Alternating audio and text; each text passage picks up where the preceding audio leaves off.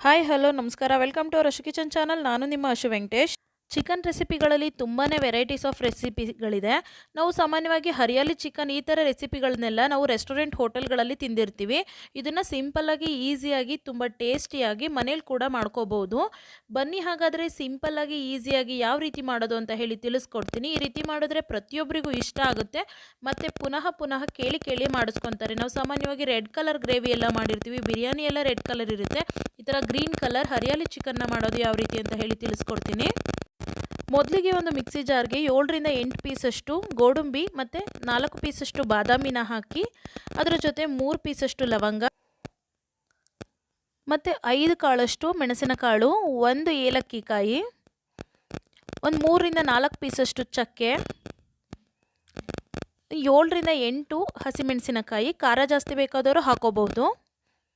ಇದ್ರ ಜೊತೆ ಸ್ವಲ್ಪ ಪುದೀನ, 1 ಹಿಡಿಯಷ್ಟು, ಅದೇ ಪ್ರಮಾಣದಲ್ಲಿ ಒಂದು ಸ್ವಲ್ಪ ಕೊತ್ತಂಬರಿ ಸೊಪ್ಪು, ಅದು ಕೂಡ 1 ಹಿಡಿಯಷ್ಟನ್ನ ಹಾಕಿ ಇದನ್ನು ನುಣ್ಣಗೆ ಪೇಸ್ಟ್ ಮಾಡ್ಕೊಬೇಕು. ನಾವು ಬಾದಾಮಿ ಮತ್ತು ಗೋಡಂಬಿ ಹಾಕಿರೋದ್ರಿಂದ ಪೇಸ್ಟು ಥಿಕ್ನೆಸ್ ಚೆನ್ನಾಗಿರುತ್ತೆ ಅಂತ ಹೇಳಿ. ಇಲ್ಲಿ ಅರ್ಧ kg ಚಿಕನ್ನು ವಿತ್ ಬೋನ್ ತೊಗೊಬೇಕು, ಮೂಳೆ ಇರುವಂಥ ಪೀಸ್ಗಳನ್ನ. ಅದಕ್ಕೆ ಅರ್ಧ ಟೇಬಲ್ ಸ್ಪೂನಷ್ಟು ಉಪ್ಪು, ಅರ್ಧ ಚಮಚದಷ್ಟು ಹಳದಿ ಮತ್ತು ಅರ್ಧ ಹೋಳಷ್ಟು ನಿಂಬೆಹಣ್ಣನ್ನು ಹಾಕಿ ಒಂದ್ಸರಿ ನೀಟಾಗಿ ಮಿಕ್ಸ್ ಮಾಡಿ ಇಟ್ಕೊಬೇಕು. ಒಂದು 5 ನಿಮಿಷ ಆದ ನಂತರ ಮೊದಲೇ ಪೇಸ್ಟ್ ಮಾಡಿ ಇಟ್ಕೊಂಡಂತಹ ಮಸಾಲನ ಕೂಡ ಇದಕ್ಕೆ ಸೇರಿಸ್ಕೊಬೇಕು ಮ್ಯಾರಿನೇಟ್ ಮಾಡೋದಕ್ಕೆ. ಇದ್ರ ಜೊತೆ 1 ಟೇಬಲ್ ಸ್ಪೂನಷ್ಟು ಬೆಳ್ಳುಳ್ಳಿ ಶುಂಠಿ ಪೇಸ್ಟು ಮನೇಲೇ ತಯಾರು ಮಾಡಿರೋವಂಥದ್ದು, ಅದ್ರ ಜೊತೆ 2 ಚಮಚದಷ್ಟು ಮೊಸರನ್ನ ಹಾಕಿ ನೀಟಾಗಿ ಇದನ್ನು ಮಿಕ್ಸ್ ಮಾಡ್ಕೋಬೇಕಾಗುತ್ತೆ ಒಂದ್ಸರಿ.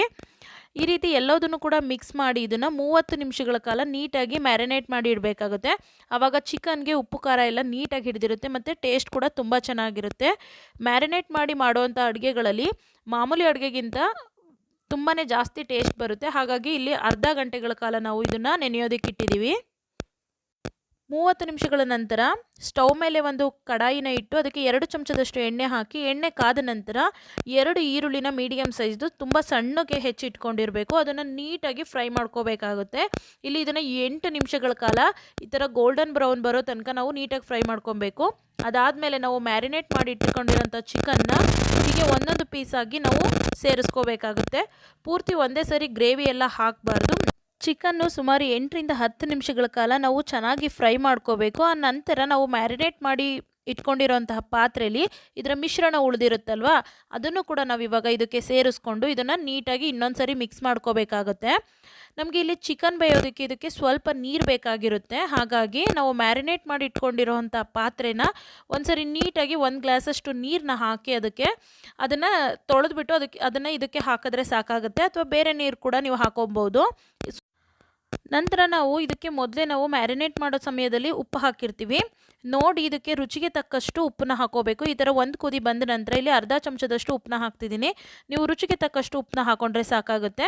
ಹಾಕಿ ನೀಟಾಗಿ ಒಂದ್ಸರಿ ಮಿಕ್ಸ್ ಮಾಡಿದ ನಂತರ ಇದನ್ನು ಚಿಕನ್ ಬೇಯೋದಕ್ಕೋಸ್ಕರ ಲಿಡ್ನ ಕವರ್ ಮಾಡಿ 15 ನಿಮಿಷಗಳ ಕಾಲ ನಾವು ಮೀಡಿಯಮ್ ಫ್ಲೇಮಲ್ಲಿ ಬೇಯಿಸಬೇಕಾಗುತ್ತೆ. 15 ನಿಮಿಷಗಳ ನಂತರ ನಾವು ಕ್ಯಾಪ್ ಓಪನ್ ಮಾಡಿದರೆ ನಮಗೆ ಇವಾಗ ಒಂದು ಟೇಸ್ಟಿಯಾದಂತಹ ಹರಿಯಾಲಿ ಚಿಕನ್ ರೆಡಿ ಆಗಿದೆ. ಇವಾಗ ಸಂಪೂರ್ಣವಾಗಿ ಇದು ಕುಕ್ ಆಗಿದೆ. ನೀಟಾಗಿ ನಮಗೆ ಗ್ರೇವಿ ಕೂಡ ಒಂದು ಪರ್ಫೆಕ್ಟ್ ಟೆಕ್ಸ್ಚರಲ್ಲಿ ಬಂದಿದೆ. ಸೊ ಹಾಗಾಗಿ ನಮಗೆ ಇವಾಗ ಒಂದು ಡಿಲಿಷಿಯಸ್ ಆದಂಥ ಹರಿಯಾಲಿ ಚಿಕನ್ ರೆಡಿ ಆಗಿದೆ. ನೀವು ಕೂಡ ಒಂದ್ಸರಿ ಇದೇ ರೀತಿ ಮಾಡಿ ಮನೇಲಿ ಪ್ರತಿಯೊಬ್ಬರಿಗೂ ಕೂಡ ಇಷ್ಟ ಆಗುತ್ತೆ. ಟ್ರೈ ಮಾಡಿ ಕಮೆಂಟ್ ಮಾಡಿ ತಿಳಿಸಿ ಯಾವ ರೀತಿ ಬಂತು ಅಂತ ಹೇಳಿ. ಯಾರೆಲ್ಲ ನಮ್ಮ ಚಾನಲ್ ನೋಡ್ತಿದ್ದು ಇನ್ನೂ ಸಬ್ಸ್ಕ್ರೈಬ್ ಮಾಡಿಲ್ಲ, ದಯವಿಟ್ಟು ಸಬ್ಸ್ಕ್ರೈಬ್ ಮಾಡಿ. ಹೊಸ ವಿಡಿಯೋಗಳ ನೋಟಿಫಿಕೇಷನ್ಗಾಗಿ ಬೆಲ್ ಬಟನನ್ನು ಕ್ಲಿಕ್ ಮಾಡಿ. ಈ ವಿಡಿಯೋ ನಿಮಗೆ ಇಷ್ಟ ಆದಲ್ಲಿ ಲೈಕ್ ಮಾಡಿ ಮತ್ತು ಶೇರ್ ಮಾಡಿ.